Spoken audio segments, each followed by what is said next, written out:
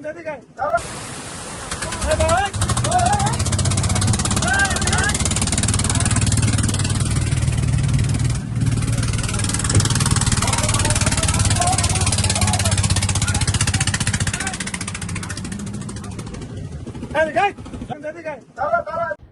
জিনিস দুঃখ লাগে ওই ভিডিওটা আপনারা দেখলাম, আমরা পদ্মা নদীর ইলিশ মাছ ধরা নিষেধ, ঠিক আছে, এটা রাইট আছে, বাট এই যে জেলে দিগুলো আছে যারা মাছ ধরে তারা তো নিরীহ মানুষ, দিন আনাতে দিন খায়, তারা কিতাও বা আছে ওই চেনি। সো এটা তারা নৌকাটা যে একটা বানানো হয়েছে, নৌকা যে বারবার বানাইব এ পয়সারও তার কাছে নাই, দিনমজুরি মানুষ।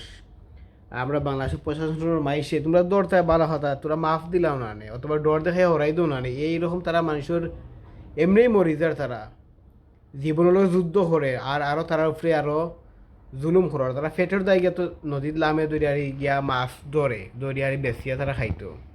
কিন্তু এখন দেখো এই ইদানি বেশি বাড়ছে, লাইক আমরা পদ্মা নদীতে আমরা দৌড়ার জেলে এখন রে, বাট জেলে এখন তো তারা কিতা খাবো, কিছু করার নাই। তো এইরকম নৌকায় না বাঙ্গি হারি তারা জেলও না হারাই আর দৌড় দেখে হরাইলেও না, হরাইলে তো ভালো হয়।